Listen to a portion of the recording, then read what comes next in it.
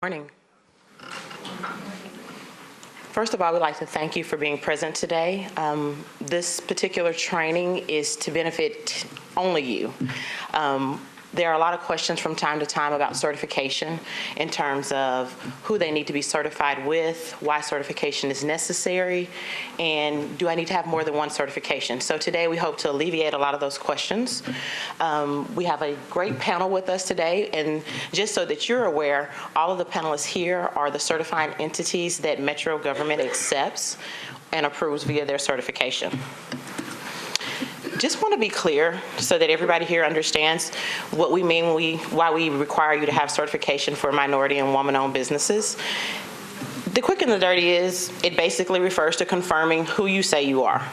We want to make sure that if you're a minority or woman-owned company, most organizations you do business with, they're going to require that certification, some type of certification.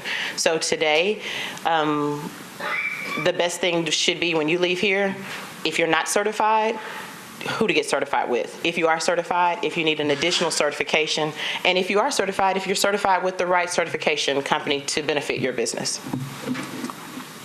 These are the certified entities that are present with us today. We have Sheila Simpson from the Governor's Office of Diversity Business Enterprise. We have Kevin Connell from the Airport Authority. We have Ms. LaTanya Channel and Keena Dixon from SBA. Ross Webb from TDOT, Derek Dow from TSMSDC, Debbie Barber representing WeBank, and Michelle Lane, Michelle is in the back of the room, representing Metro. We're going to get right into it, but before we begin, if I may have everyone here that is currently not certified with anyone to please stand. You're in the right place. No, don't sit yet. Don't sit yet. Gentleman in the mauve shirt. Close enough. Okay. If you could please give me your name, your company name, and what you feel like is the most difficult part about becoming certified. My name is Larry Whaley. I am the business owner of Music City Shuttles, a very unique shuttle service for Nashville. And the most challenging part of the business to get started is funding and partnering with larger companies to learn how to partner with Metro and other large entities in the city. Awesome, thank you. Sir, Mr. Hatcher? Yeah, I work for Tandis and Tiva. We actually manufacture flooring, carpet flooring, and do work with Metro. So I was really here to try to get more information about, we don't install, but we work with partners and people that do install, and it's just learning how to do business with all the different agencies. Awesome, thank you. The young lady in the black sweater. My name is Irene Bradley, and I am the owner of the platform at the Cook's Kitchen. It's an event venue and commercial kitchen services. And is the question what was hard about getting What have you found difficult in terms of becoming certified? The application process? I've only started one, and it's pending, and it's with the Governor's Office, the DBE. I find it hard to find my codes and my suppliers and my the services that I offer to put in there. So that was it was kind of hard for me for that reason. Okay, great. Gentleman in the burnt orange jacket, please. Good morning. Yes, sir. Marvin Brown with Arc Point Labs. Our services, we do background screenings, drug and alcohol testing, paternity testing, and also some clinical work. And really, for me, we've been open about 7 months. It's really just kind of learning the process and the steps it takes to actually go through the certification. Great. And the young lady in the back of the room in the blue shirt, please. Lori Nicholson, LG Environmental Engineering.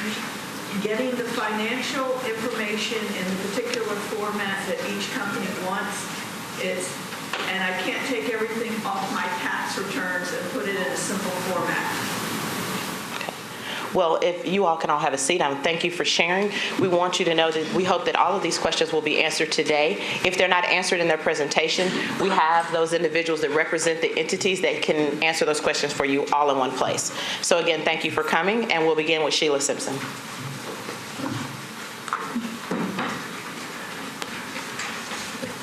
Thank you, Javelle. Good morning. I'm Sheila Simpson. I'm the Program Director with the Governor's Office of Diversity Business Enterprise. We're excited to be here today, and I'd like to thank Michelle Lane and JaVale for inviting us. We definitely want to address some of the questions and some of the reasons for certification, and so we've provided a brief overview: how to become certified with the Governor's Office of Diversity, who should certify with the GoDBE office, and some of the benefits of becoming certified as a certified diversity business enterprise. Our office is, we're under the Tennessee Code at 12-3-1102, which established our office within the Department of General Services under the Central Procurement Office. We are the central point of contact if you're interested in doing business with the state to attract and assist minority-owned, women-owned, service-disabled veterans, and small business enterprises to complete successfully in state procurement and contracting activity. Our TCA, our Tennessee Code annotated, is known as the Tennessee Minority-Owned, Women-Owned, Service-Disabled, Veteran, and Small Business Procurement and Contracting Act.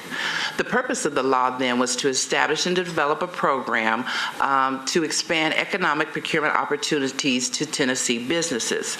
The law was originally signed by state legislature back in April of 2004. It's like anniversary.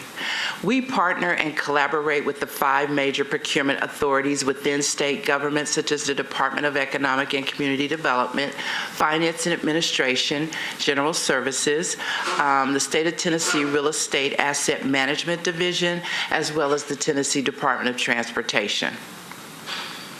Currently, there are over 1,200 certified businesses with our office, and that's just a little bit of the breakdown by category of those certified businesses. This past fiscal year, we did over $360 million with diversity business enterprises, and over the 10-year period, which we've been in existence, that totals over $1.4 billion between all groups that we certify. So you can see where back in 2005 we started with just $12 million, a little bit over $12 million, and have grown the program to over $360 million. And of course, we feel like this is just a drop in the bucket, considering that the state does, at least $2.7 billion is what they did last year alone.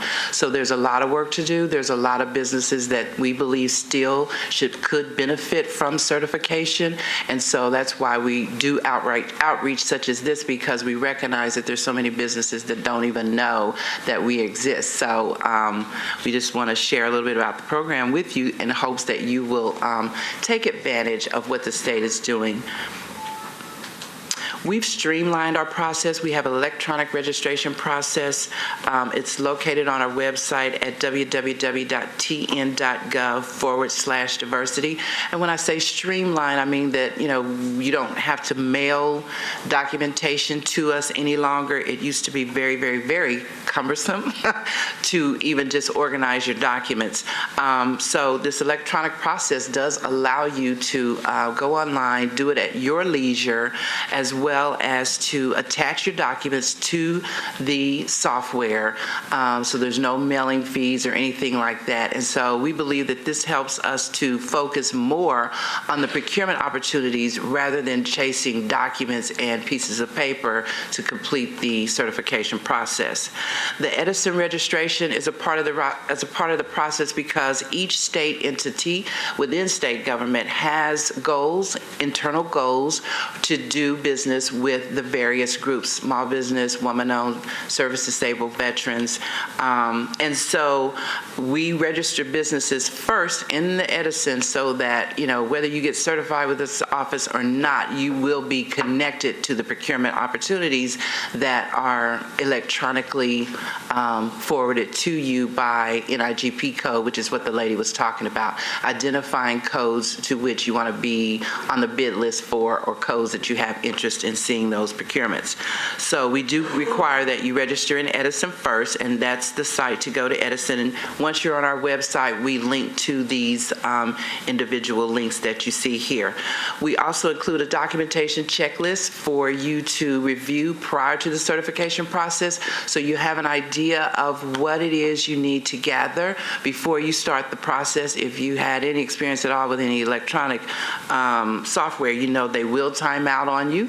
And so it's important to gather your documents before you go online to start the application. So that checklist is available to you. You can call us if you have questions about any items on the checklist that you may be deficient in. Just call us and let us know, and we can probably help assist you through your documentation. We do require, however, a federal tax return for anyone that is applying for certification. It's just part of the process. So, how to become certified with GoDBE. Again, you know, we've talked a little bit about the streamlined process, and within that we have a verification and assessment process where when I receive the applications, I will assign them to a liaison. One of our liaisons is here with me this morning, Jessica. She's out in the audience.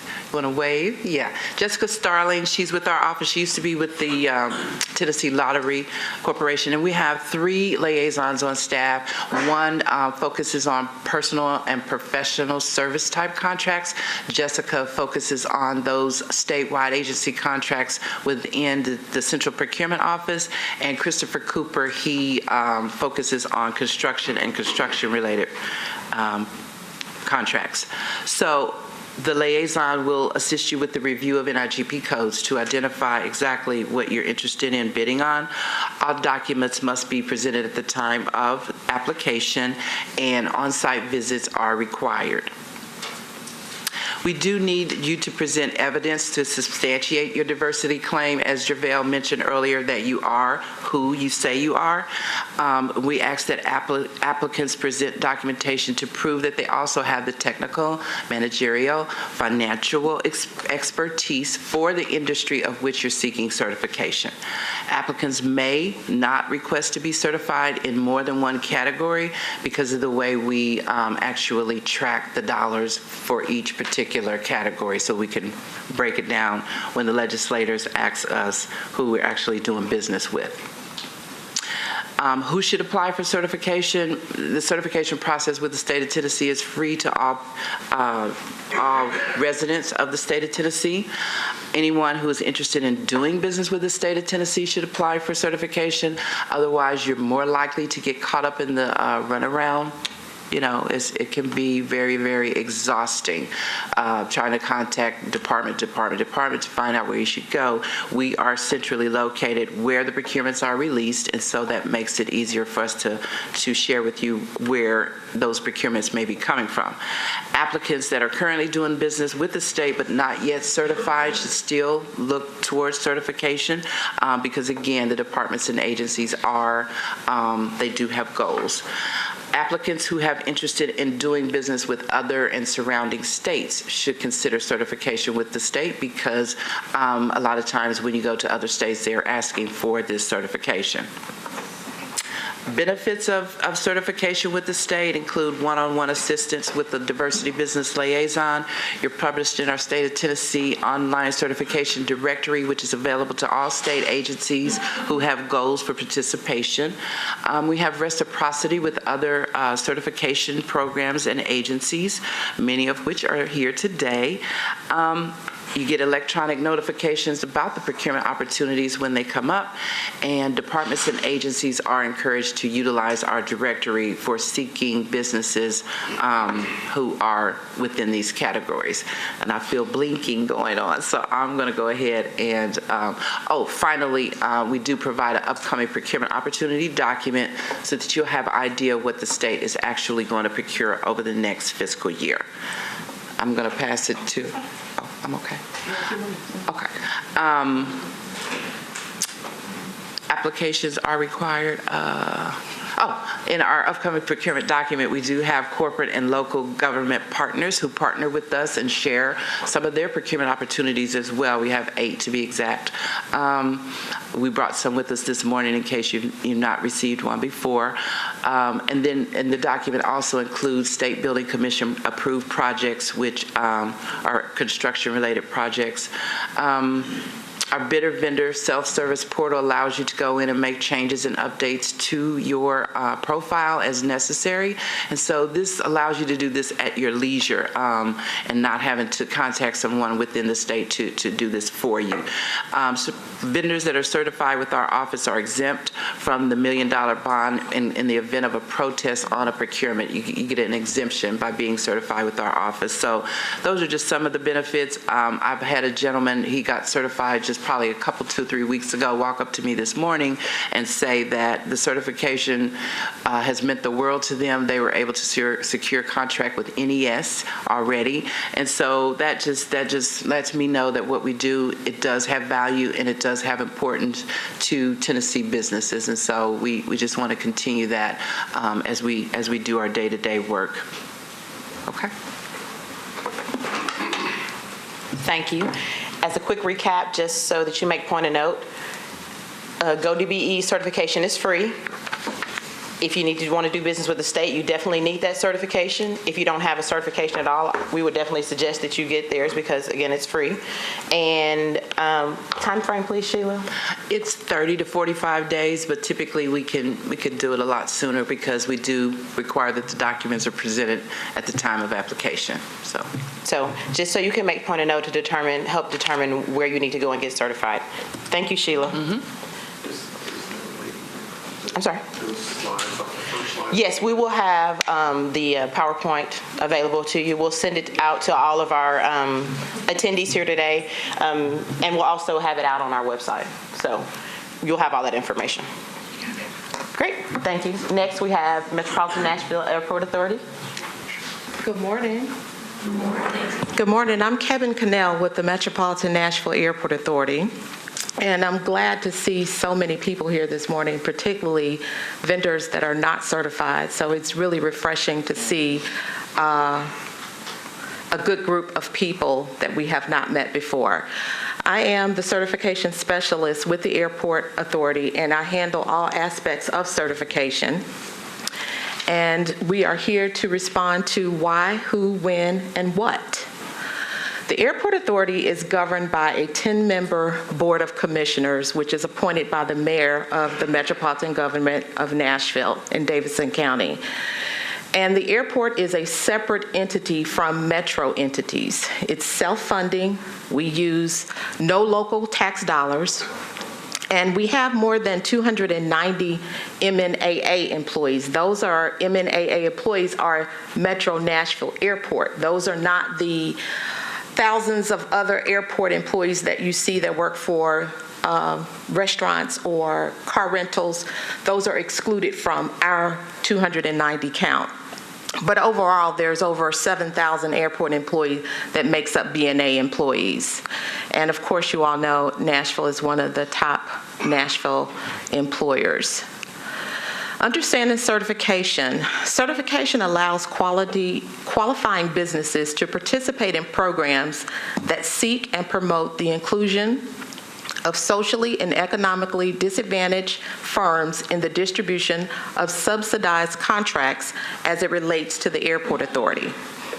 MNAA manages 3 certification programs. Our first program is the SMWBE, which stands for Small Minority and Women-Owned Business Enterprise.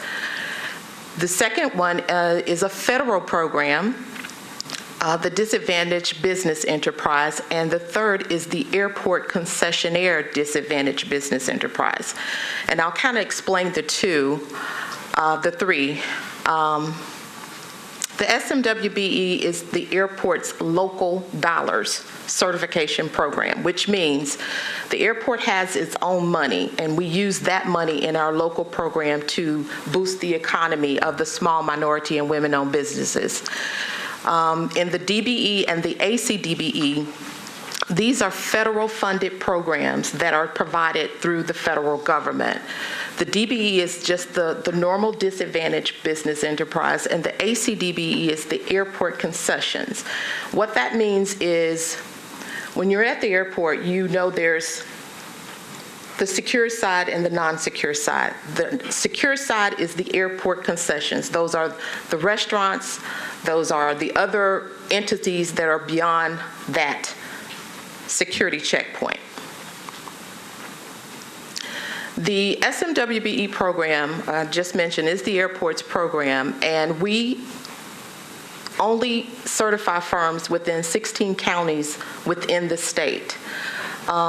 We reference and partner with GoDBE. They certify in the entire state, but for the airport's local program, we only seek certification from vendors in the 16 counties that are listed. And to give you a definition of what the S, M, and W means as it relates to the airport's program, the S stands for the small business, which are non-minority males. The M is for minority business owners, which is male and females. And the women business enterprise are non-minority females.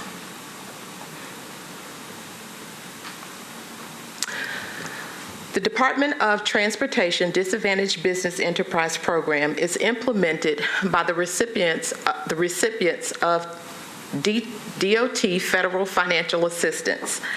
The recipients are primarily state and highway, transit, and airport agencies that receive funds subject to Title 49 Code of Federal Regulations, Part 26, 49 CFR 26, and the similar program is for the ACDBE, which was originally enacted in 1987 and was recently amended in 2012. A ACDBE and DBE firm must be a small business that is owned and controlled by a socially and economically disadvantaged individual or individuals. The certification process requires the investigation of the company's owner, including but not limited to financial statements, bylaws, charter, stock, certificate, lease agreements, salaries of the owners, the number of employees, licenses, authorities, licenses, stock ownership, equipment, bonding capacity, work completed, resume of the owner, and financial capacity. And part of our certification determination does require an on-site visit and personal interviews with some of the references and referrals that's listed in the application. Our applications do require an annual certification, and what that means is on the date that you are certified, that will become your annual date until the following year. And it changes from year to year depending on how you submit your information and what time. Currently, the Airport Authority has 399 total certified firms, of which 126 are construction firms, 181 are professional services firms that are certified, and you see those categories, and then 92 are goods and services. And on an average, we average about 3 to 5 certifications a month. Unlike GoDBE, I'm the only person that does certification, so when they come in, I'm the person that actually starts the process for the participant and works through that entire file until the actual end. And this kind of gives you some of the participation levels and goals that the airport has. On each project that the airport works on or produces and manages to the public, there are participation goals set on each project. And that was decided so that we could ensure that our small businesses were actually getting some of the work of the projects that the airport does. So currently we have goals on SMWBE participation and DBE participation. The authority's goals for goods and services are 1.82%, professional services are 8.4%, 41%, and construction non-federal is 17.74. Non-federal, remember, means the SMWBE portion. And then on the construction federal, which would be the DBE side, is 7.5%. And it has a combination of MBE and WBE. Oftentimes when you see an opportunity out on our website, it may say there's a 15% participation goal. It's normally broken down between M and W because that's where we see the disparity in the minority and the women business enterprise. And this is kind of a snapshot of the SMWBE and DBE spend to date at the airport. And these figures were calculated from June of last year. Our calendar year starts July 1, so we're still combulating the numbers. So you can see that we've, I won't go through the numbers, but you see that we've had quite a bit of participation in our small minority and women-owned business enterprises. Leveraging your certification. I guess one of the things we want to make clear is certification does not guarantee you work. Certification is very important because it allows your firm to be exposed to the working group that's working, but it also allows you the opportunity to continue to work your business, meaning that there will be pre-bid meetings and events that are held primarily just for you to show up, to introduce yourself, to say, hey, I'm this company, this is what I do, how can I service you? So having a certification does nothing if you don't continue to work your business. That's really, really important. Normally what we do with our SMWBE list, if there's a project that's going out, we notify the firms in which the description of services relates to your business. So you will receive a notification from us. Sometimes you may say, I don't know if this really fits me, but this is really another opportunity for you as a small business to network and say, here is who I am, here is what I do, how can I help you? Because a lot of times there's the prime contractors that are at the table. So they're looking to partner with the small businesses because they are set with the participation goals, if you recall that. The benefits of certification is enormous to me. You have an opportunity to know what's going on. You have firsthand knowledge. You receive the notification a lot of times before it's even posted in the newspaper. And the people on this stage, we send it out to them as well. And so you have a combination of everybody at the same place. But if you're wanting a little piece of the pie or a big piece of the pie, it's your opportunity to be there. We also use a program called AeroBids. Once you're certified with the airport, that is free to you. It is a networking, it's a bid networking space that allows entities who place their bids there. I think the cost is about $1,000, but once you're certified as a small business with the airport, we actually cover that fee for you. So that's a benefit to you as time goes on. And what you can do for that is, as Sheila mentioned, if you're certified with the state or if you're certified with the DBE, you can travel from state to state using that certification. And AeroBids, that workshop or that network is very handy because it allows you to know what's going on throughout the state and other states as well. Leveraging your certification allows you to also be certified with Metro Office of Minority and Women Business Assistants. It also allows you to be certified with MDHA, the Governor's Office, and NES.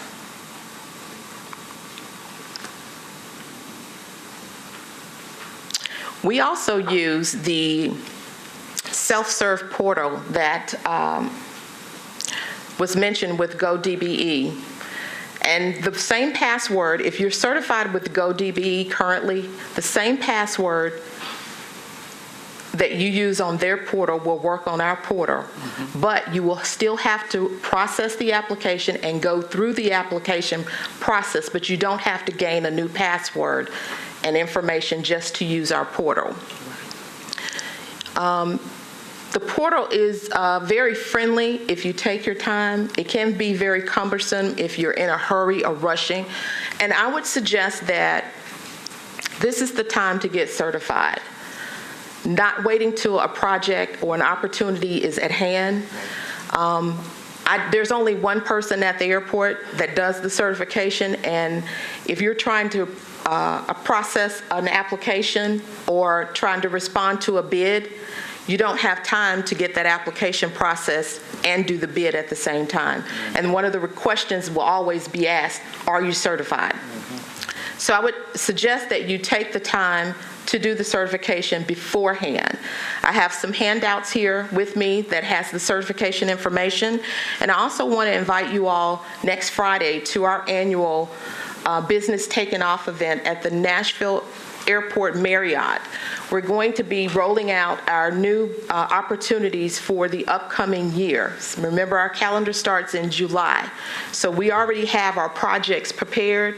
We already have our timeline out, and that's going to be presented at the Business Taking Off event next Friday at 7:30. And if you'll see me after and give me a business card, I'll be sure to send you an invite today. Thank you all for having us.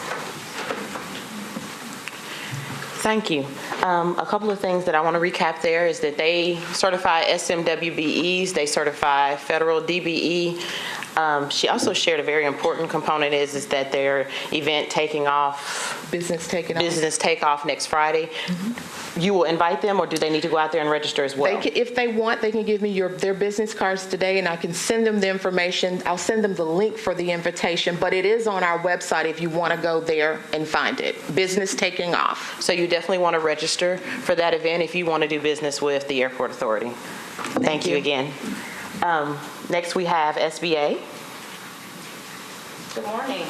I'm going to start off first, and then LaTanya will take over. But what I'm going to do is give you an overview of the federal government process. The federal government has two formal certification processes, the first one being the 8A Business Development Program, and then the second one being the Hub Zone Program.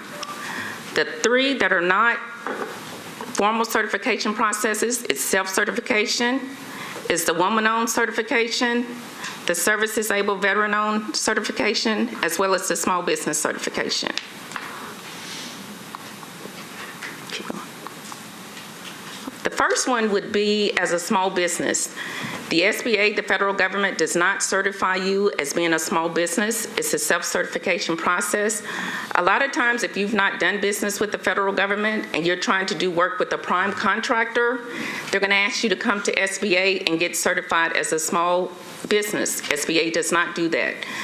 To determine whether or not you're a small business, it's going to be based on either the average annual sales for the past 3 years or the average number of employees for the past 12 months. Depending on your industry, that's going to determine whether or not you're a small business. And if you go to, go back. If you go to the North American Industry Classification System, and if you're not sure what industry you're in, you can actually go to census.gov, and it'll give you, if you type in a brief description of your product or service, it'll tell you what NAICS code it is. And then if you go to SBA's website, keep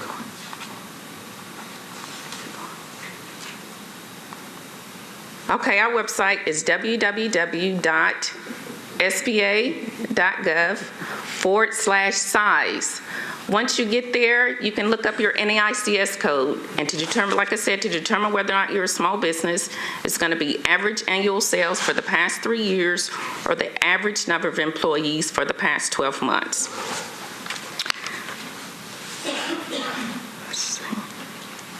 Certification is important to you as a small business owner because the federal government have goals that they negotiate with SBA annually. 23% of all federal procurement dollars are set aside for small businesses. Of that 23%, 5% is set aside for small disadvantaged businesses, which 8A falls under that, 5% for women-owned small businesses, 3% for service-disabled veteran-owned small businesses, and 3% for hub zone firms. On the service-disabled veteran-owned small business, There's no formal certification process for the federal government. However, if you're trying to do business with the Veterans Administration, you must be verified. If there are any veterans in here that's looking to do business with the Veterans Administration, their web address is www.vetbiz.gov. You must receive certification through the Veterans Administration if you're trying to do business with them. And I'll turn it over to LaTanya. We have a lot of slides here. Can you hear me? We have a lot of slides here, and some of it probably won't make any sense to you whatsoever. And part of that is because the federal government, as you know, is huge. So when we sit here, the two of us are actually in our Tennessee district office. However, every single agency in the federal government, from Washington, D.C., all the way to overseas, engages in federal procurement. So our job here locally in Tennessee is to help you navigate that and figure that out. As Keena already mentioned, the two formal certifications, the 8A program and also the HubZone program, do require an application. And as you've already heard from the state and also from the airport, many times if you've already gained that certification, locally, the same documents that you use to gain that certification might be the same documents that you use for our certifications, meaning the Small Business Administration, so you can do business with the rest of the federal government. I will be honest with you, if you've ever heard of the 8A application process, it can be pretty onerous, but we're here to help you. Our office is about 10 minutes away, and we can sit down with you and go over that entire application before you submit it. Same thing with the HubZone application. But as Keena already mentioned, for all of the certifications, in order for you to do business with the federal government, you have to be small. And you have to know what that code is to determine if you're small. On one of the slides, I think we already went through it, that first one that Keena pointed out, the North American Industry Classification Code, that's the code, it's a 6-digit code that you're gonna have to figure out, okay, what's the business that I am in? The next thing you're gonna have to figure out what agencies are buying, what I'm selling, what product or service, and then the use of that code will help you navigate so many different things. Meaning, when an agency puts out its annual forecast to say, we're buying X, you're gonna have to know what that code is. When you submit your application to SBA, whether it's for 8A or whether it's for HubZone or the self-certifications that Keena mentioned, where you don't have to submit an application, you still need to know what that code is. So we can help you navigate that process as well. Keena, what else do I need to mention? Let me just go quickly through these slides. It's a lot. We don't want you to get confused by it. But I think the biggest thing we want to relay to you today, if you're already doing business locally or if you intend to do business locally, that's a big step to get you ready for federal certification. I always tell businesses they'll go and have meetings with potential partners or prime contractors, and they always tell you, you must get 8A. And your next question is, well, what the heck is that? And then the third thing is, well, it takes a lot. But again, we're here to help you to navigate that as well. Fundamentally, for the certifications that Keena mentioned, 8A, if you look at the slide at the very top, a lot of people consider that the minority disadvantaged business program. HubZone are firms that are located in areas of high unemployment. And women-owned businesses speaks for itself, firms that are 51% or more owned by a woman and also controlled by service-disabled, veteran-owned firms as well. Okay, small business, if you meet that requirement under that NAICS code, that NAICS code, the 6-digit code that we mentioned, then you self-certify that you are a small business. And essentially what this all means, if you've ever heard of the term set aside, some people have a negative connotation to that, but all that means is an agency, including SBA, but every single federal agency throughout the federal government makes a decision at the beginning of their year, which contracts are they going to set aside to be 8A contracts? Which contracts are they going to set aside to be just HubZone contracts? Which contracts are they going to set aside to be just small business contracts? And so on. And as Keena mentioned, there's a 23% goal that all of those contracts go to small businesses.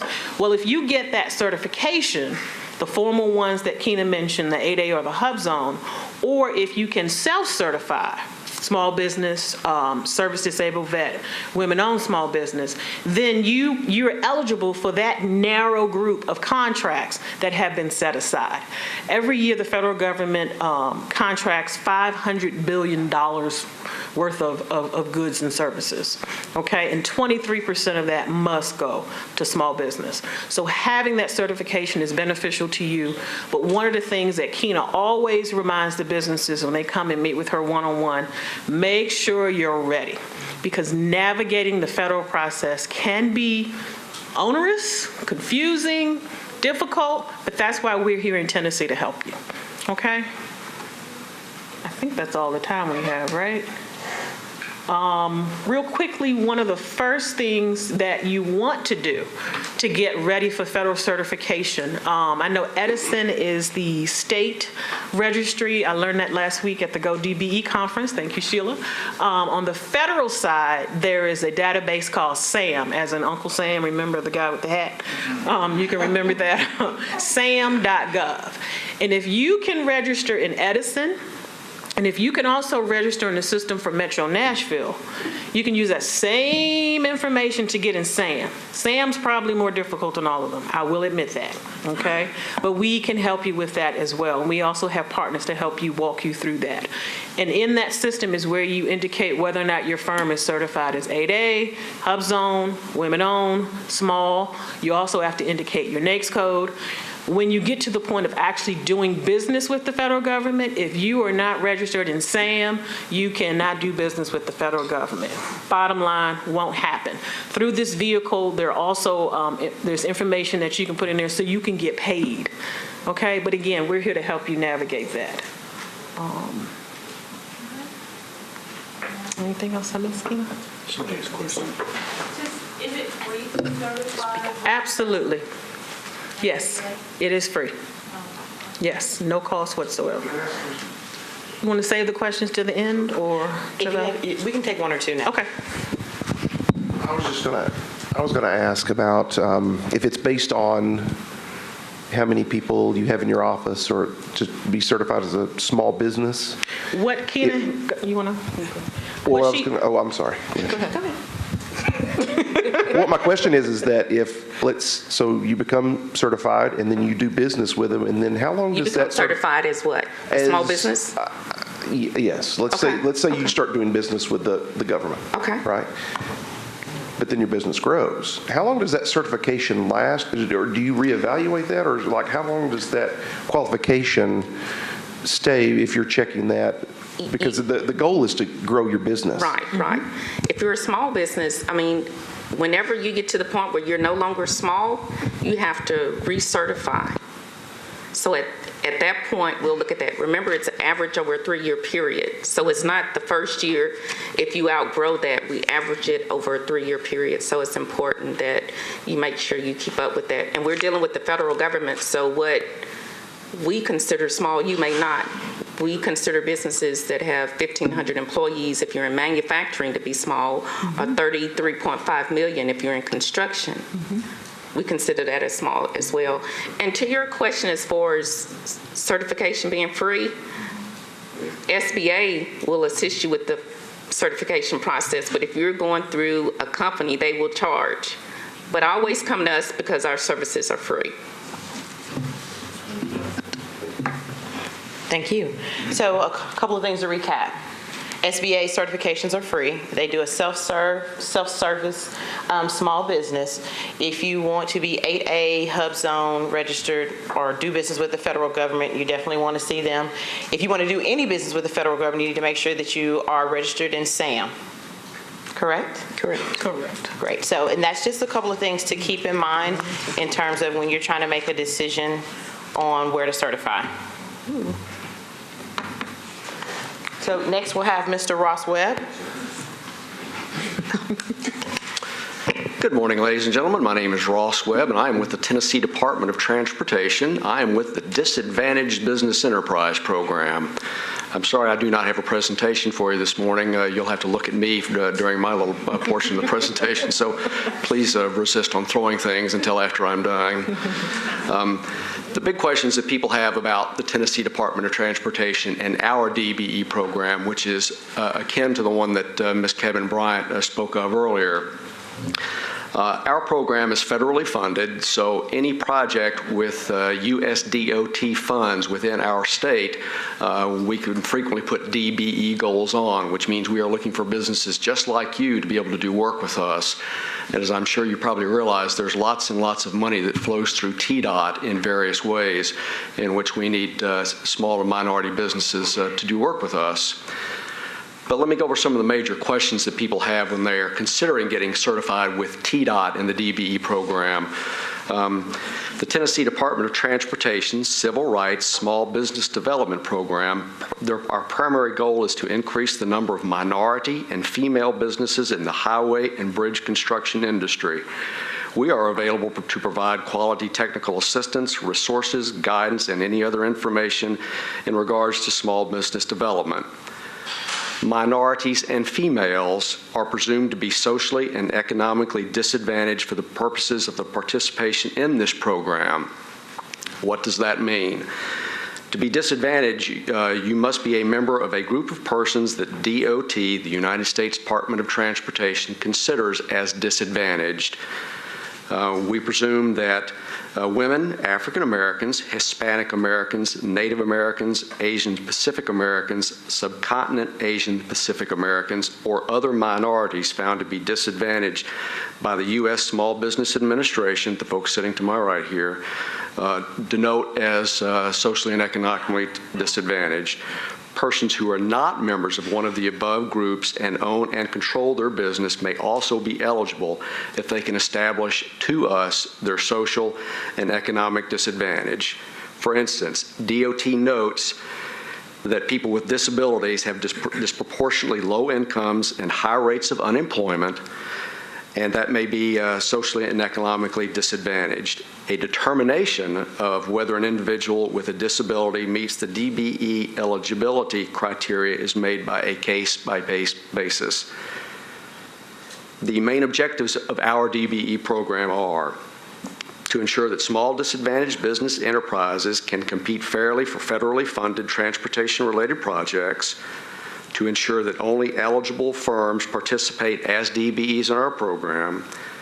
We also assist DBEs in competing outside of the program. For instance, we have other arenas of business competition that government looks at where they have to be certified through our agency to be recognized via another state agency. For instance, if you're a janitorial company and you're looking at doing business in the state of Pennsylvania, for instance, Pennsylvania is first going to ask you, are you DBE certified in your home state? Because they want to be able to capture your minority status or woman-owned status so that they can have that recognized through their federal funding. So they're going to require you to be certified in your home state before you can seek certification doing work with them as a DBE in their home state. So please keep that in mind. We also assist firms with seeking certification, like I said, in other states for other reasons. We have anybody from paperclip makers to pencil makers to janitorial firms, so on and so forth, that seek certification with us that have nothing to do with US DOT funding, but our certification assists them in other avenues. The big questions that people ask is, what does it take to be DBE certified through a US DOT recipient? And there are 19 in the state of Tennessee. In general, to be eligible for our program, the person, the DBE applicant or applicants must own at least 51% of the firm through real and substantial investments of capital. Your firm must be existing for profit. Your firm must not be tied to another firm in terms of independence. We have to be able to see that you're completely independent. So if you're operating as a franchise, we have to be able to see, and you have to be able to prove to us that you are independent of the franchisor in terms of your operations. Business size determination, that's defined by the Small Business Administration. We want to make sure that your gross receipts do not exceed $23.42 million over the average of a 3-year period. That's gross receipts. I know that seems like a lot, but that's what they set for us. As I mentioned, your firm must be disadvantaged, either as both socially and economically disadvantaged. You have to be able to prove to us that you have the control and the expertise to be able to run the daily operations of the firm. And we do that by conducting an on-site interview with the firm before a certification takes place. Again, you must be able to establish that you have put in the necessary capital to be able to start up your firm. Your personal net worth cannot exceed $1.32 million. That's excluding your personal residence and your ownership in the firm. And as a final reminder, you have to be able to prove to us, you, the applicant, has to be able to prove to us that you meet these eligibility requirements. The preponderance is upon the applicant to be able to prove this, not upon the state. The type of companies that we, TDOT, we are looking for. We are looking for pavement companies, concrete construction, reinforcement steel, guardrail and fence placement, pavement scoring, drainage, placement of lateral under drains. We're also looking for consultants. We're looking for suppliers, and we're looking for earthwork services. I have left my business card in the back of the room, as well as this brochure, which can give you a lot of information, including our website, as to how to be able to do business with us. We, through TDOT, as well as our other DOT recipients within the state of Tennessee, we have over 1,000 DBE certified.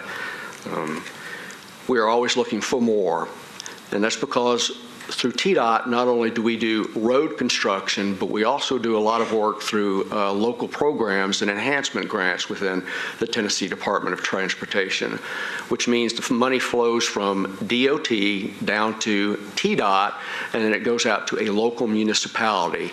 And I can give you two examples. The first is the Casey Jones Museum over in Jackson, Tennessee. That museum was built with DOT money, and we had a lot of DBEs working on the building of that museum as well as the opening of it. So that was a big thing that I'm glad we were able to do. The other one is that I use it as an example is the Clement Hotel over in Dixon, Tennessee. That hotel was in the state of disrepair, and we had a lot of DBEs to go over there and renovate that building, including consultants who assisted with the local municipality in what was going on, as well as getting visitors to come to visit the building. We also do renovations and upkeep of a lot of state and municipal parks, as well as streetscapes and sidewalks. As I mentioned, there are 19 DOT recipients within the state of Tennessee that are looking for DBEs to do work with them. I hope you highly consider picking up this brochure before you leave, and if you have any questions, give me a call at your convenience. Thank you. Thank you. So we need under 23.3 million, correct? To be certified as a federal DBE with TDOT. You need to remember, if you want to do business with TDOT and apparently with other entities as well, still consider them for registration and for certification, excuse me. And the cost, I'm sorry? Like the other programs, there's no cost to be able to apply with us. However, I do like to remind people that the cost of your time means a lot. That's one thing.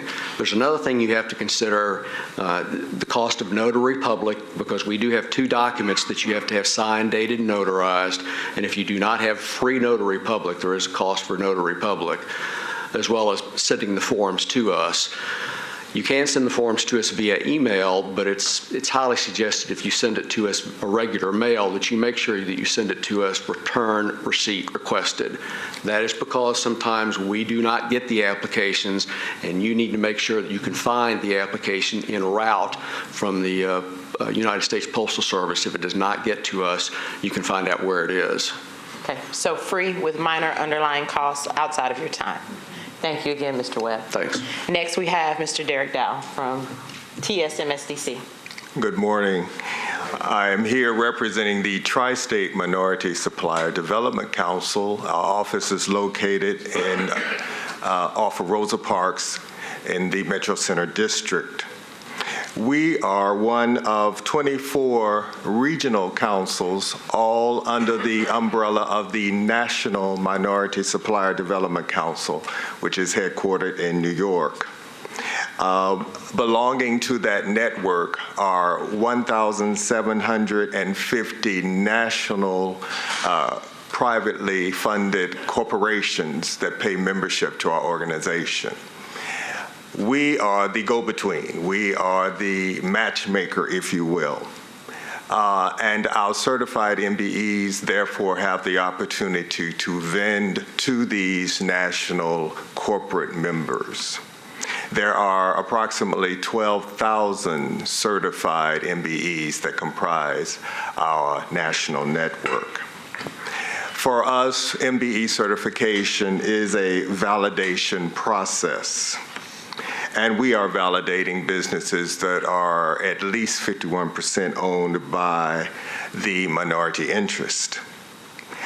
Criteria to meet, the MBE must have historical and current data that support the fact that you own, control, and manage the enterprise. It is the three-legged stool, if you will. And sometimes we've had applicants who may own the business but do not control or manage the business. So certification can be denied on one of those three legs. It is a for-profit enterprise, and the owner must belong to one of the following minority groups: African American, Hispanic American, Asian Pacific Islander American, Asian Indian American, Native Americans, physically located within the United States or trust territories. The certification process takes between 30 and 90 days, depending on when you fall in the cycle. And as part of that process, a site visit is required. So we will visit you at your office. We do have certified entities with home offices. Sometimes we get inquiries to ask if that is the case, but we do. So that there is an evaluation of the documents that are submitted to me. I am the sole person in the office that handles certification. After those documents are reviewed and the file is considered complete, then you're notified for the on-site visit. Your file then goes before the certification committee, which is comprised of representatives from corporations, legal counsel, and financial entities, a banker. Those documents are reviewed, and then a recommendation is sent to the board of directors. It's actually the board that has the power to certify the entity. And that's within 30 to 90 days. There is a cost involved, and it is commensurate to your company revenue. So that certification may cost from $300 to $900. And certification is good for 1 year. At the end of your expiration date, you, if you will, apply for recertification. The advantages or the benefits of being certified, you are then in a greater opportunity to provide your products or services to our corporate members, i.e. HCA, Nissan, Bridgestone, Nestle, Kaiser Permanente, and others. You receive bid notifications. There's inclusion in our national database. So the certification with the Tri-State does not limit you to just Tennessee. Our council is responsible for Tennessee, Kentucky, and West Virginia, but affiliation through the NMSDC organization gives you national opportunities, so it's a national network. You are invited to our trade fairs and matchmaking events, referrals that are provided directly through us, and access to NMSDC. I have too brought information on the back table with my business card, and if you have any questions following this session, I will be very happy to answer them. Thank you very much. Thank you. So there's a sliding scale in terms of the fee from $300 to $900. If you want to do business with a corporation, that's an ideal certification for you, 30 to 90 days. And one thing that I did make note of, as well as for TSMSDC, as well as the Metropolitan Nashville Airport Authority, there's one certification person. So you don't want to wait till the last minute to get either one of those certifications. Thank you. Next, we'll have Ms. Debbie Barber with WeBank. Thanks. I hope you can all hear me. So I have a PowerPoint presentation. However, I am going to probably pretty much not pay attention to those, although I will show them. But as far as the WBE certification, I can almost ditto what Derek said. As far as our certification is concerned, it's the same process, just with a few minor differences. So WEBEC South is the Women's Business Enterprise Council South, which is one of 14 partner organizations underneath the national WeBank umbrella, the Women's Business Enterprise National Council. WeBank South has a territory, as you see here, of Tennessee, Mississippi, Louisiana, Alabama, and the Panhandle of Florida. And I am happy to report that probably about 5 years ago or so, WeBank South obtained the state of Tennessee. It used to be under another council. WeBank South took it over, like I said, about 5 years ago. And as a result of that, just in this service area alone, WeBank South, Louisiana is the highest as far as certified WBEs, again, in this service area. But I'm also happy to report that Tennessee is like neck and neck almost with certified WBEs. So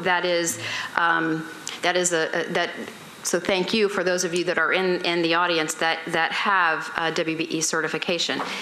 And as I said, I'm not going to pay attention too much to these slides, but I'd like to ask two questions. First question is, can I have a show of hands of how many businesses are in the room that are women-owned businesses? Great, great. Keep your hands up, keep your hands up. Of those of you that have your hands up, how many of you are WeBank certified? Two. Okay, well, thank you. A lot of opportunities. A lot of opportunities, absolutely. So hopefully you'll get a lot of information out of this. And if nothing else, the two ladies that held their hands up that are WeBank certified, and I know Kelly, please make sure that you have an opportunity to talk to them. That's what this is all about, is networking. So there are approximately 700 certified WBEs in our service area, and then we have 125 WOSB certifications, and again, there's our service area. I'm not going to go through all of these because the process is almost the same. One of the other slight differences is that our certification, there is a fee for our certification as well. It does start at $350, and it just increases based on your sales revenue from there. A lot, not all, but a lot of the corporate partners are the same as what the Minority Supplier Development Council has. So if you're doing business with one, you might as well be doing business with one of the others. And then you just really have to make a determination of what certification that you want to apply for, keeping in mind that the WeBank certification is a gender-based certification. That's the only difference. Again, I'm not gonna, the criteria is the same. The process is the same. You submit your documentation. You have to submit it by mail. However, it's not unfortunate that you can't send it through email. But you supply the documentation after you meet this criteria.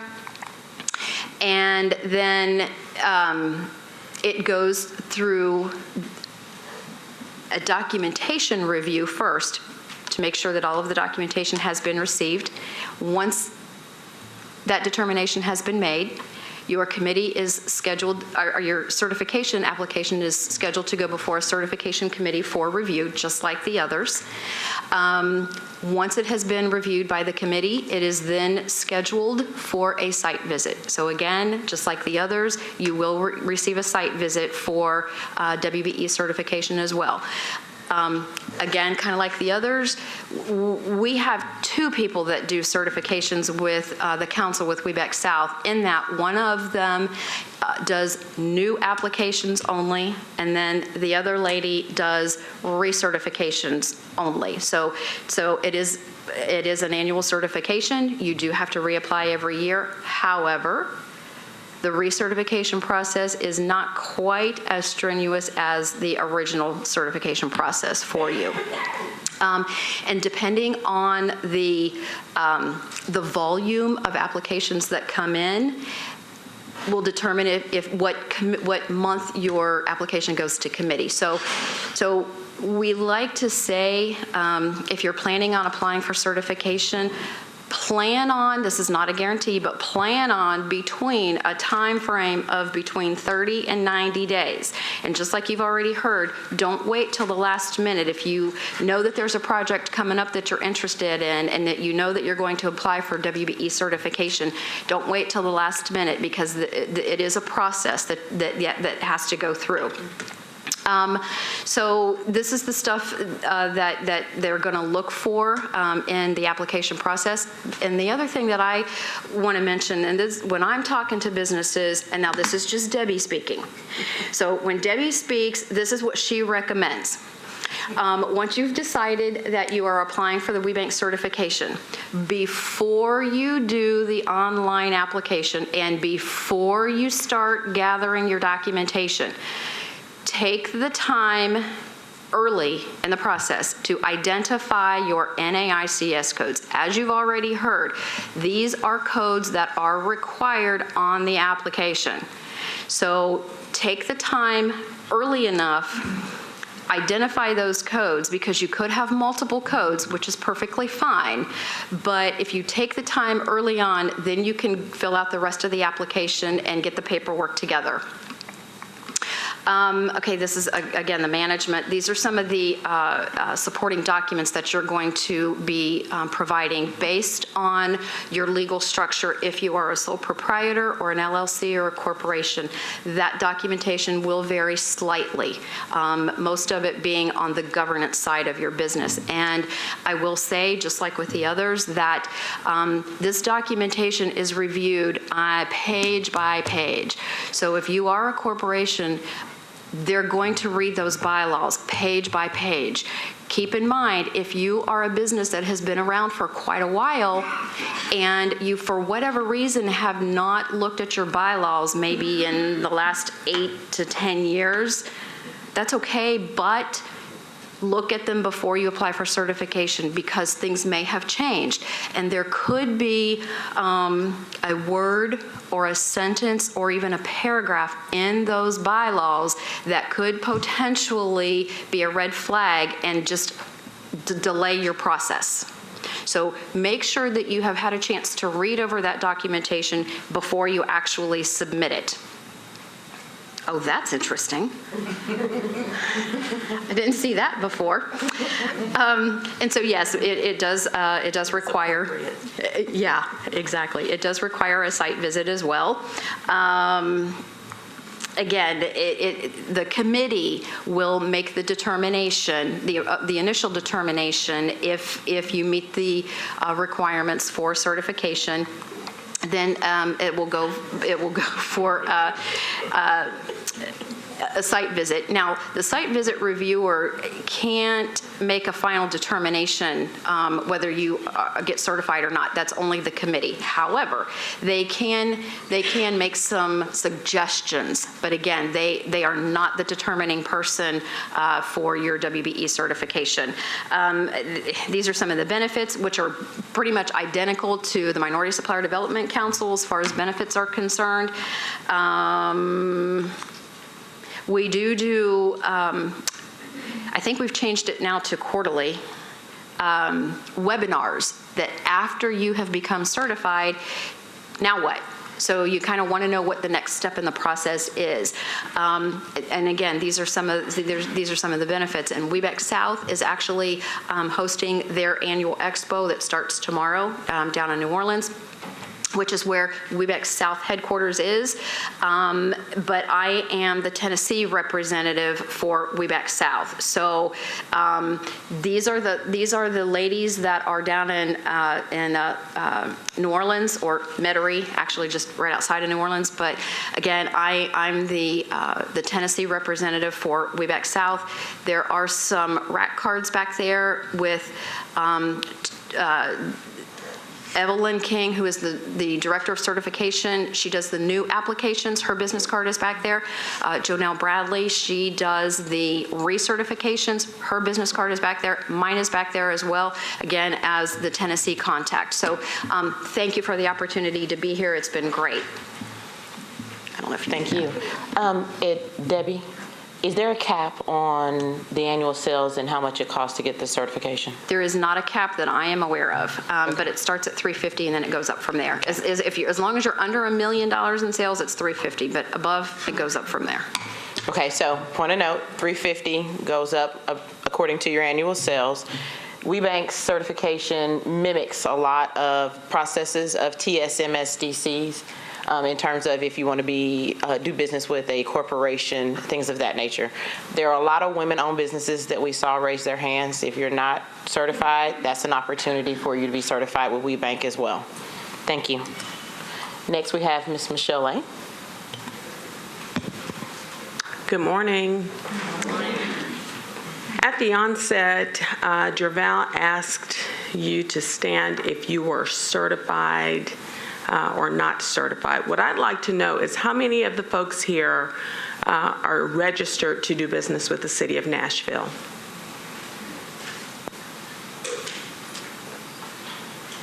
Okay, and then of those, keep your hand up if you don't mind. If you are not certified, put your hand down. By somebody, by one of these entities.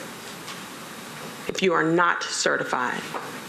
Susan, you're not certified? You said not certified. Oh, okay, so these are, okay, yeah. We got a lot of opportunity in the room. Okay, thank you. Thank you for putting me back on track.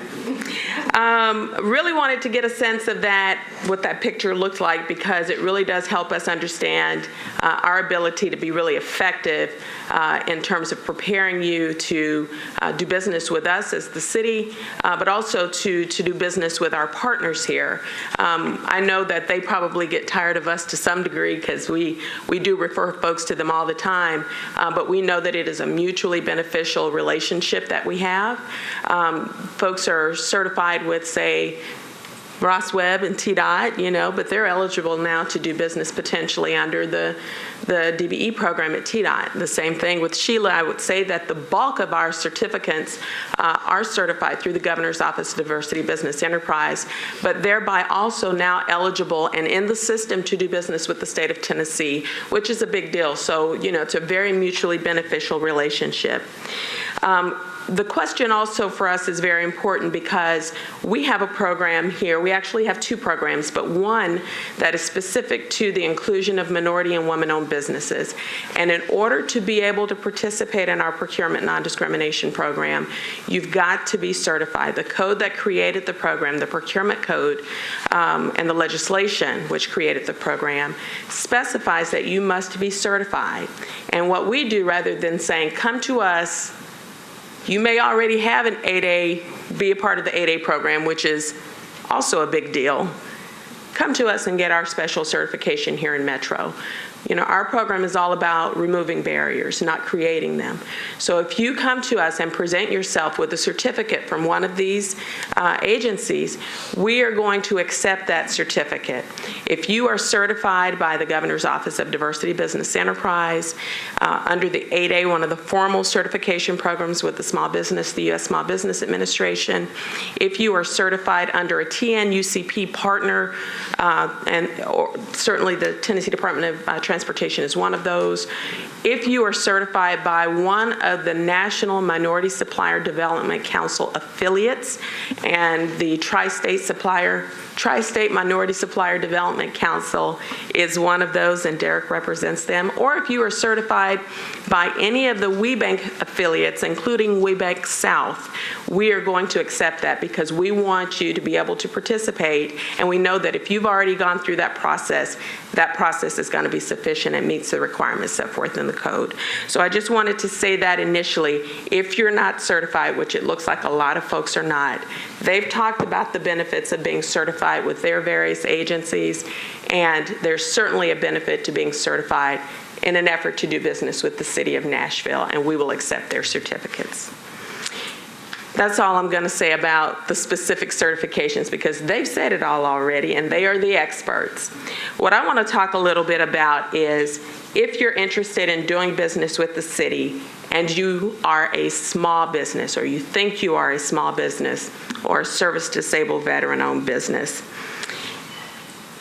our small business program is a separate program from what you might see at some of these other agencies, and that's why I want to talk about it separately.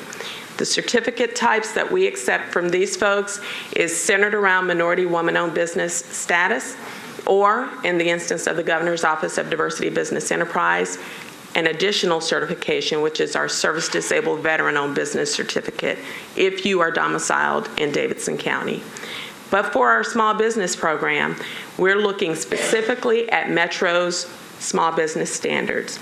And our program really is designed to enhance the inclusion of small and service-disabled businesses in our procurement process, and at the end of the day, to help those businesses grow, because we know that small businesses are economic jump starters and they're crucial components of the Metro Nashville economy. So we want to see them be able and eligible to participate in our procurement process. Why is that important? It's important because what we offer to those small businesses is an incentive-based program in our procurement process. So basically, if you come to the table and you're approved by us as a small business, there is a tangible benefit in our procurement process for having that status, whether you're the prime contractor or bidder, or if you're a subcontractor on another offer submitted by prime. So there is a tangible benefit to having that small business status. Again, as I mentioned, service-disabled veterans are treated in Metro the same way that small businesses are. So what that means is if you're a service-disabled veteran, again, certified through the Governor's Office of Diversity Business Enterprise and domiciled in Davidson County, and I say that specifically because the legislation which established our efforts around service-disabled veterans specifies that you must be in Davidson County. If you are certified as such and in Davidson County, then you are going to be recognized equally in our procurement process, just like a Metro-approved small business. And that, again, brings you a tangible benefit in that evaluation process as it relates to RFPs and the review process as it relates to invitations to bid. As it relates to small business enterprises, you must meet the following eligibility requirements in order for us to consider you a small business. You have to be a company established in the United States. You have to be independently owned and operated. You can't really should have an apostrophe up there, even though it doesn't. I was typing fast, I'm sure. You can't share or jointly use space, production, marketing and sales, business support systems, personnel, equipment, etc., with any other business that is not classified by Metro Nashville as a small business. We want to really know that you are an independent company and not reliant on a big company in order for your business to function, because that really does get to that whole issue of independence. You can't exceed industry-specific sales volumes and numbers of employees. And those standards are, do we have those in the back of the room, Jerval? Those standards are in the back of the room on the table. And they should be floating around. You should have access to those and be able to get your hands on them. But there are 14 different industries, and they've got various scales with sales volumes, and that's gross receipts. That's not profit. But you can't exceed a certain, for example, construction. You can't exceed $2 million in gross receipts and exceed 30 employees. If you present yourself to us and you've got $3.5 million in sales as a construction company, but you only have 17 employees, we would still consider you small. If you exceed $2 million and 30, we're going to be really excited and happy for you because we think that you are not a small business anymore. You're in the realm of big business now. So take a look at that scale. It gives you some sense of what we're looking at by the way of standards related to the industry and your sales volume and your numbers of employees. Another requirement that we have is that you be in business for at least 12 months and that you have earned at least $35,000. Why do you have that in place, Metro? I'm a small business. We have that in place because we do provide you with a very tangible benefit in the procurement process. We provide you with something that's going to give you an opportunity, an increased opportunity to land either a prime project if we set it aside for just small business participation, or if it's one in which we place a threshold for small business inclusion. We do that. We'll say, this project, it's, $850 million. We're going to put a 20% small business threshold on it, which means in order for any incentive to be given, 20% small business must be present in that offer. We want to make sure that those folks who are getting those actual tangible benefits, one, are actually true small businesses and ongoing business concerns, not pop-up businesses for the purpose of that solicitation, but that they are actual businesses who've been in business and are operating a business that we can see in the best interest of Metro is going to be a viable business that we're doing business with, receiving that increased opportunity. The same thing goes for the $35,000, which I will say, when we first got here and got started with this work, Ross and I were talking this morning, and he was talking about how he could see kind of the landscape change quite a bit in Metro. It used to be $200,000 over 2 years. And what we got from a lot of our businesses was, by the time we get to that, we really don't need your help anymore. So our law department felt comfortable, the least that they felt comfortable with in terms of determining an ongoing business concern was $35,000 gross receipts. And that has to be reported on your business tax return.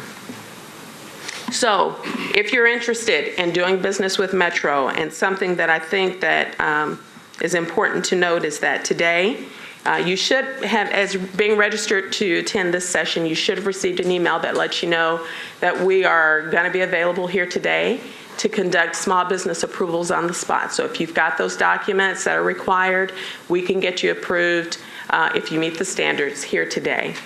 And what those documents are in terms of eligibility for us to use to determine eligibility are your 2 most recently submitted federal business tax returns. If you only have 1 return, there are some other documents that we can use to confirm your 12 months in business. For example, articles of incorporation, articles of organization, something that lets us see that you've been in business for at least 12 months. And then your tax return, of course, would show us that you meet at least the $35,000 required by our Procurement Standards Board. We would also need your 2 most recently submitted IRS Forms 941s, and those forms show us how many employees that your firm employs, as well as the letter of affirmation, which is available on our website. It is a form letter that basically says that you're submitting these documents for the purpose of small business approval with Metro, and that everything that you're submitting is true and accurate as it's been submitted to the IRS.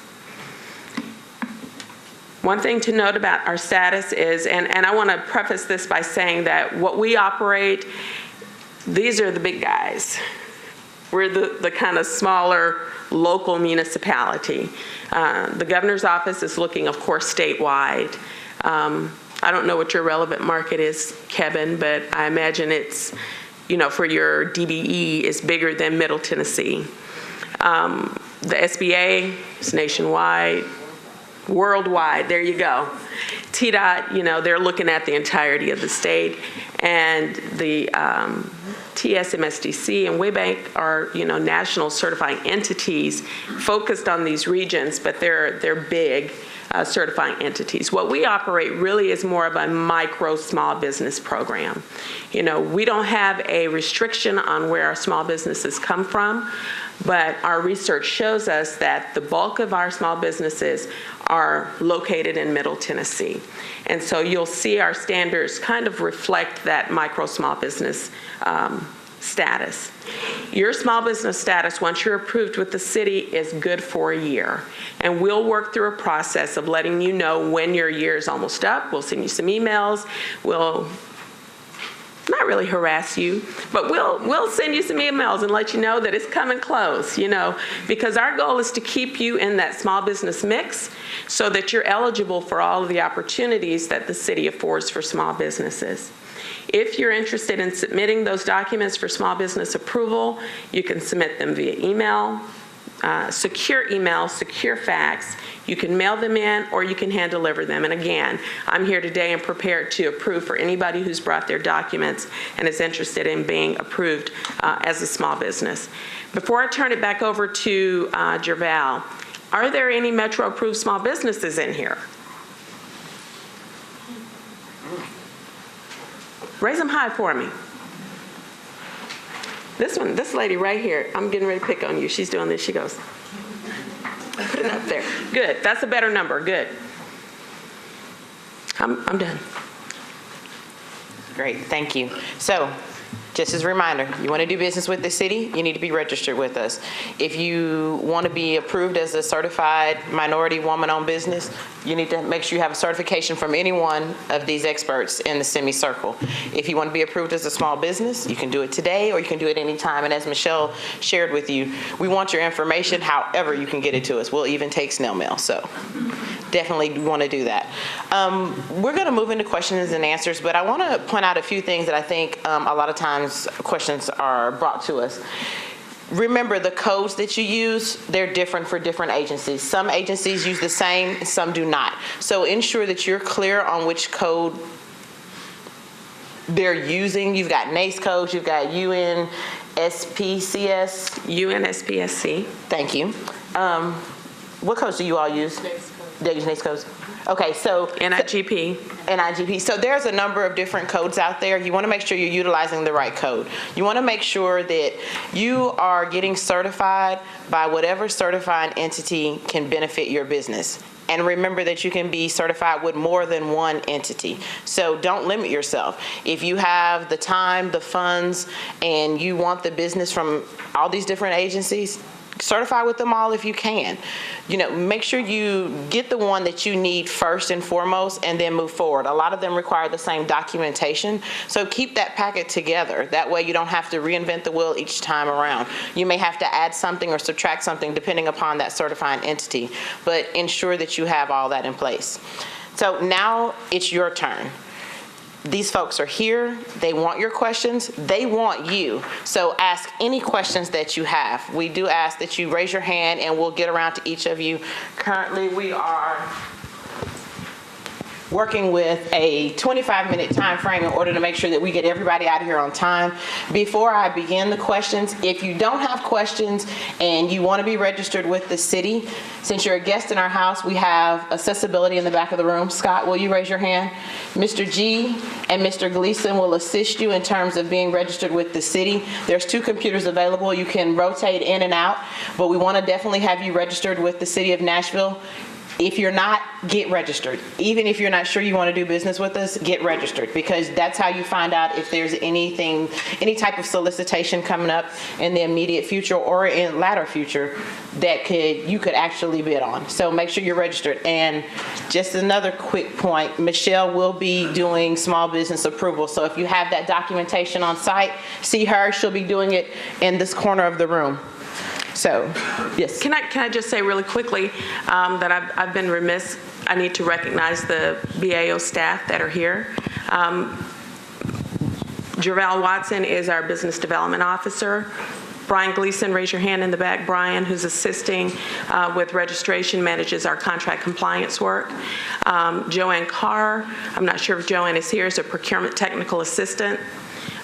She works a lot, and she's also doing some contract compliance work, but works a lot within the procurement process that we discussed a little bit. Judy Cantlin is the one that a lot of you probably know. She's kind of our first point of contact, and she was out on the table. BAO works because of all of those people, so I wanted to make it a point to recognize them and also to thank Scott Gee for being here. He's with our iSupplier tech support team, and he's one of those folks that really helps to make the iSupplier portal work for vendors. Thank you. Questions? I'm going to work the room. I'm going to try to go back and forth, so be patient with us. Please try to keep your questions succinct and quickly so that everybody can have the opportunity to ask the questions they need. Just one other point, please. There's the literature in the back of the room available from each certifying entity. If you have questions for the individuals, I'm sure the experts would be willing to speak to you afterwards as well. But we want to make sure that we get as much information out to everybody that's here. This question is for TSMSDC and WEBEC. Is there, for the revenue-based fee, is that fee due at the time of application? And also for affiliation, I know there's reciprocation within the state and federal entities, but is there a affiliation with other minority supplier development councils and WEBEC in other states? Is there an additional fee? When you apply online, that's when you pay your fee. Right. Is there additional fee if you go outside of those two states? If you want what's called a subscription service with another council, there is a fee. Everyone in the room, if I may ask you to keep it at a very low minimum, please, so that we can make sure the questions are heard, and we want to make sure they make it on the video so anybody that was unable to attend can hear the information that's being provided as well. My name is Milton Tooks, company's Harvest Business Solution. Mr. Dow, just to piggyback on her question, you said that fee is submitted at the time of you submit your application. Yes. What if you're not approved by the board? Does that? It's not refundable. It's not refunded? Okay, what are some criteria that the board may look at for approval? Where they're looking at the entire file, looking to determine whether or not you own, you manage, and you control your business. That can be demonstrated through a number of documents that are outlined in the application. There will be a checklist, and you will be required to provide those documents depending upon the structure of your business. Okay. Hi, I'm Patricia with Small Business Services. Now, I'm certified with everyone up there. I mean, everyone, including WeBank and each one of you. I'll just quickly make that comment. They're just awesome to be certified with. Now, Michelle, I want to ask you, I was kind of instant my hand up because I was unsure if you was going to say woman-owned business or DBE. Now, I think you just only do small business, right? We have, again, two programs. One is designed to promote the inclusion of minority and woman-owned businesses. We don't actually do the certifications in-house because our experience is that most of the folks who want to participate already have a certificate. And if they have a certificate from one of these folks, we will accept it. However, if you want to participate in our local small business program, and I say local meaning locally funded, then you do have to be approved by Metro as a small business. Well, I am already approved, and I have all my certifications with me. But what I wanted to ask is that I think the Department of Transportation, this question goes for you, is that I am certified. We are a employment agency, and we do staffing, so we got the pre-qualification. But one of the things that happens that when we go to bid on some of the jobs is that there's a listing for us to be put on, but somehow we don't end up making the list. So I bought all my certification to make for sure that we're using the right code, and I wanted to know if you can help me to make for sure, because I'm trying to figure out why we got, left off certain lists when it came time for the other contractors to be able to, to look at us so we can partner with some of them and to see, because we want to get out there too. And I know you all do work with some of the other contractors, and so we would like to get in front of them. So how do we, I want to know how can I talk with you about that and see how I go about making for sure that I'm using the right NAIC codes. I would be more than happy to speak with you. If you want, when we're done, we can sit down and talk about it afterwards. Thank you. You're very welcome. My name is Irene. I have a general question that I think may have been answered. If my business qualifies for minority, women, and small business, if I certify as a minority woman-owned business, do I still get inclusion on the list for small business? How does all of that work? Or do I need to qualify with every organization under everything? Do I need to certify under every organization with everything that I qualify for? Does that make sense? I'm going to just speak to Metro because I think the answer to that question could really be provided by any of those. But we will classify you based upon the way your certificate reads. So if your certificate is a minority business enterprise certificate, then that is the way that we will classify you in our supplier management system. If your certificate is a woman business enterprise certificate, that is the way that we will classify you. And then any spend that the city has with your company will be captured and reported based upon that certificate. So if you've got a WBE from WeBank, and that's what you present to us, then you'll be participating as a woman-owned business. If you have a minority business certificate, say from the Tri-State Minority Supplier Development Council, then we're going to capture that as a, minority-owned business. One thing that we ask for in our supplier management system is detail as to what type of minority you are. So if you came in and said, I'm a minority-owned business, but you don't have a minority business certificate, you have a woman business certificate, you would be classified as a woman-owned business. That does not automatically classify you as a small business.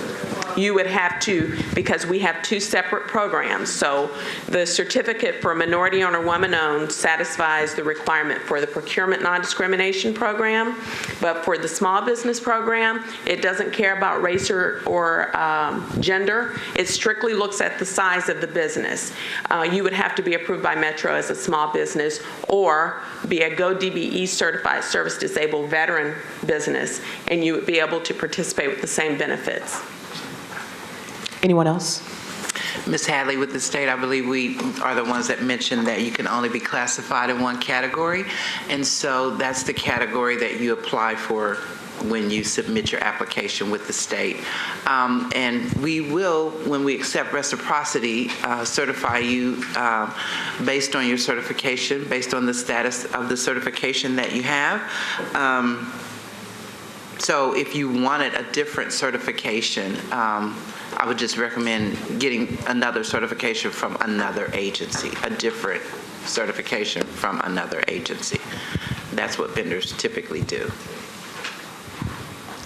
Hi, my name is Kimberly Taylor, and I have a unique scenario in regard to my question. I originally formed my business in New York City, and it's a IT consulting business, and I wasn't certified in New York City, and I recently moved to Nashville about a year ago.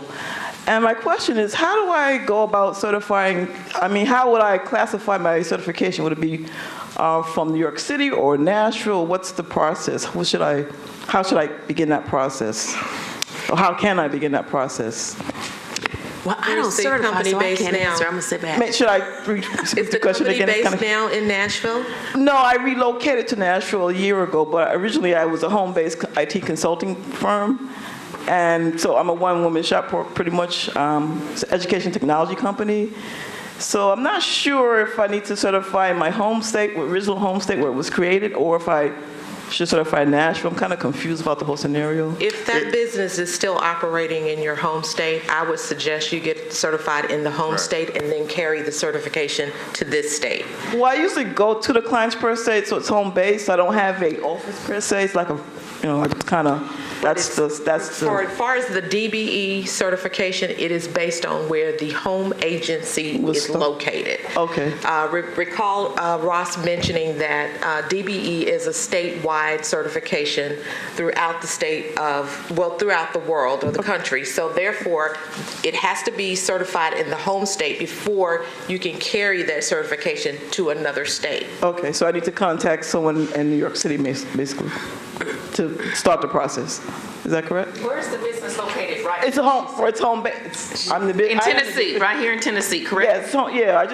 If I get clients, I go to their location. I do training, so it's not. So it would be Tennessee where you would seek the certification if your business is here in Tennessee, your home-based business in Tennessee. Okay. And I don't want to speak out of turn, but it seems to me also that as a business, there would be certain business requirements, either to be registered with the Secretary of State or Commerce and Insurance. I have that paperwork. And whichever state also, I would think you have that business structure established would be important to note. Okay. Is it all in New York or is any of it in Tennessee? That would be in New York. That's where it was originally, that's why I'm a little confused. Yeah, if you came to the state of Tennessee, we would be asking you for your most recent tax return. And wherever your most recent tax return is filed at, that's where we would be asking for. If you have a New York tax return. No, I have Tennessee because I'm a member of Tennessee. I'm a citizen. You have one now? Yes, okay. I do. Okay, so you've been here long enough to get your about 2 years, a year and a half or so. Yeah, we could probably, look at it for certification. Okay. And just real quick, for any of the federal certifications, if you want to do business with the federal government, it doesn't matter what state where you're formally organized. If you want to do business with the federal government, it doesn't matter what state where you're formally organized, where your articles have been incorporated. Okay? So it sounds like it would depend upon the agency, but I think it also, as Michelle stated, it would depend upon where you're registered at. My name is Haji Aftade. I'm a small business, but I fall under no category to be a minority business. What should I do? You're small. Yeah, American Indian, But we have a category for small business. But he says he doesn't fall under any category for minority business. For federal government, he does. For federal. For minority, yes. Which one would that be, guys? American Indian. I'm not American Indian. Yeah. 8A. 8A certification, definitely you would qualify as Native American. Okay. And we also. I don't think he's Native American. He said Native American. I'm Persian. He's Persian. He's from Iran. I thought I heard him say Native He's from American. Iran. I'm sorry. Well, for 8A certification, no.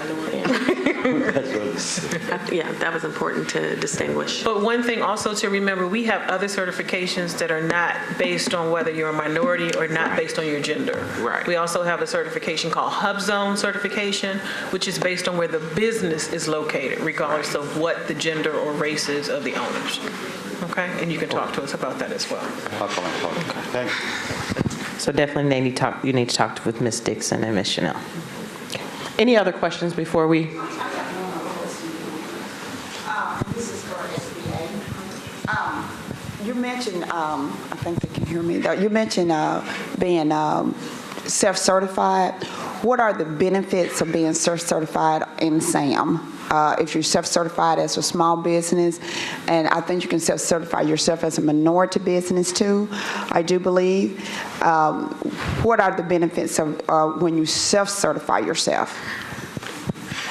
The federal government has goals that they have to meet. So if you are self-certified as a small business, 23% of all federal dollars are set aside for small businesses.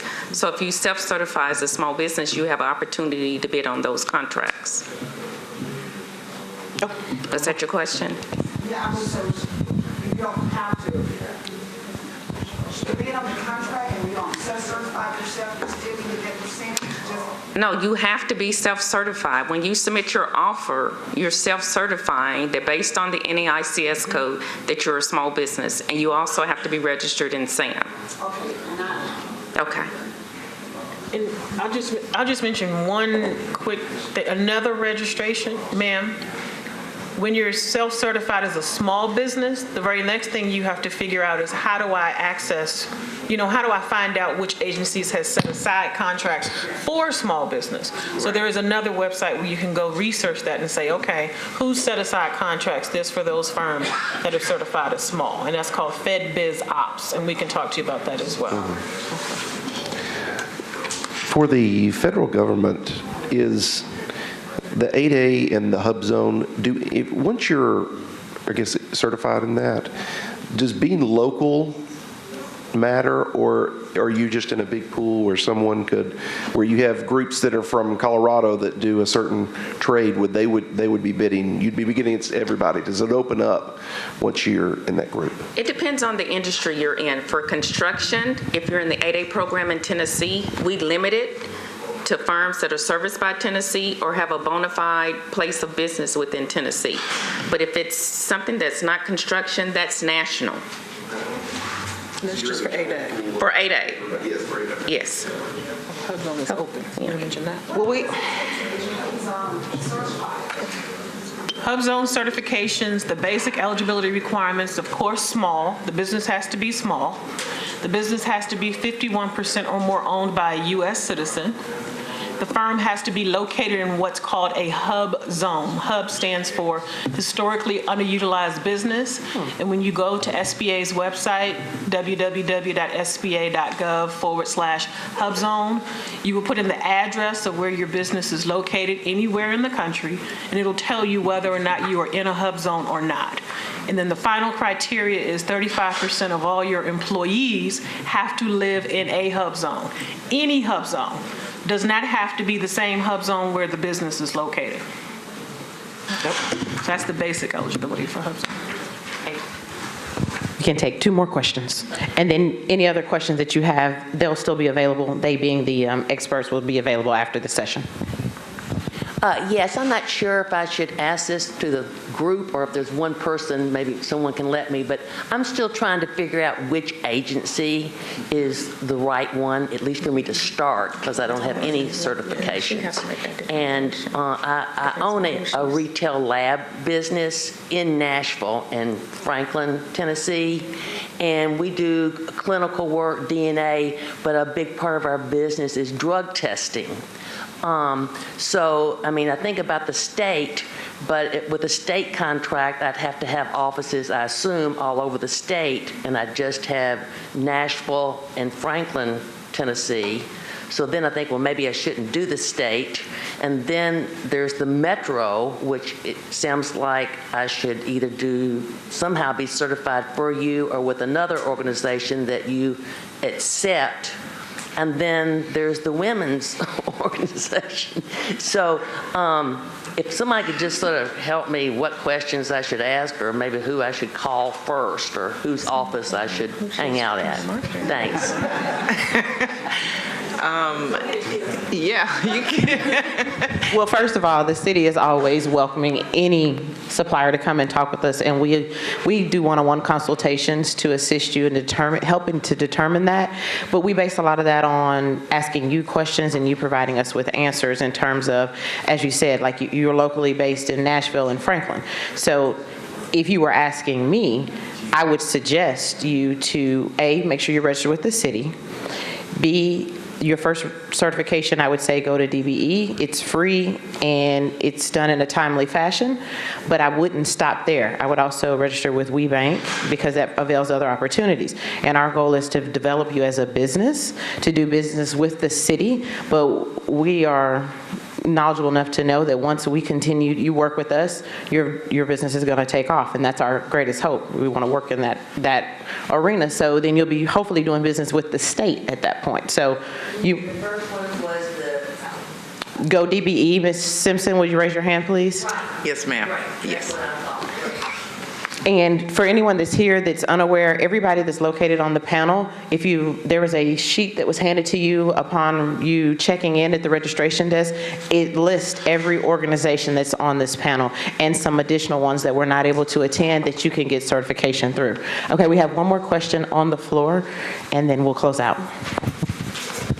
For Ms. Simpson, and the governor's program, the Go DBE, yes. For service-disabled veteran, is there a process online? Is there paperwork to submit from the VA or anything to prove that? And secondly, are there set-asides within the state for service-disabled veterans on small business? For service-disabled veterans, we do require a copy of your DD Form 214, a letter from the U.S. Veterans Administration, and then we require that you be at least 20% disabled in order to meet the eligibility requirements for service-disabled veterans. The state does not have set-asides. We do have aspirational goals, whereby I mentioned each department and agency sets a goal to do business with the various groups that we work with in our office. So, yes. So I just want to point out a couple of things. You know, there are a lot of things that you should have learned today. If all of your questions weren't answered, I'm going to be willing to say, because I know each one of these folks on this panel, give them a call. They'll assist you whenever you can. Each one of them have said during their presentation that they are available. They want you. They're willing to help you.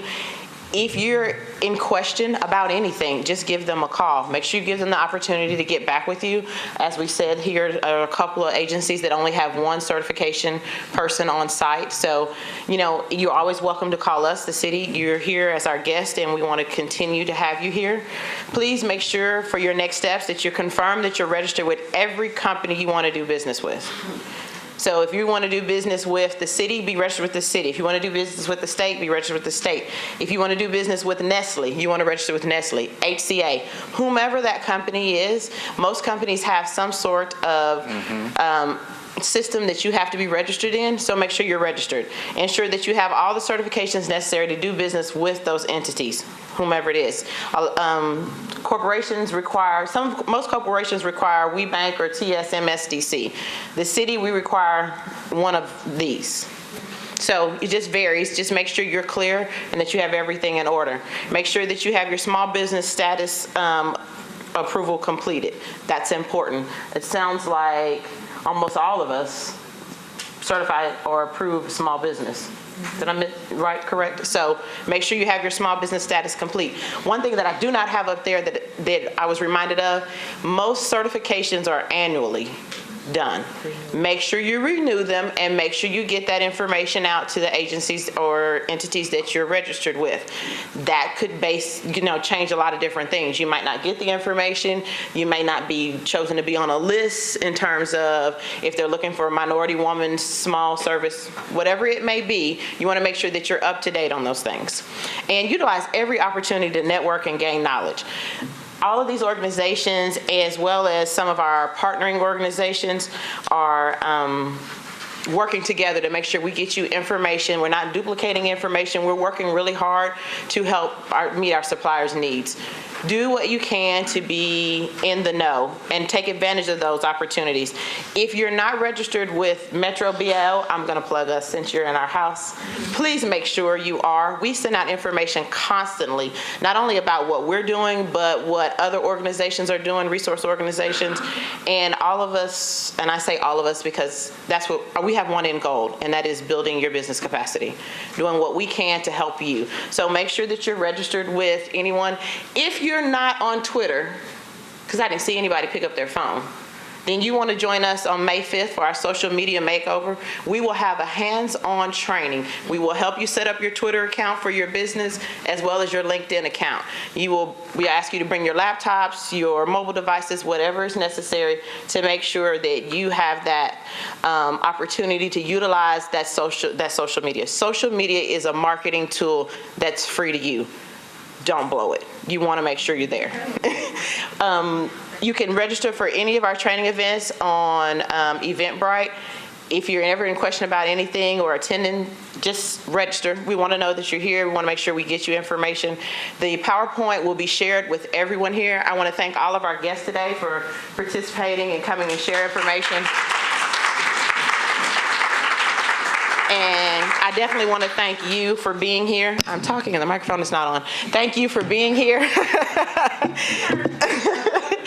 Because, as I said, we want to help you and we're here for you.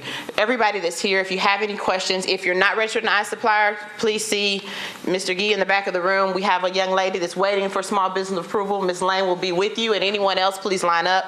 Thank you, and please come back. Thank you.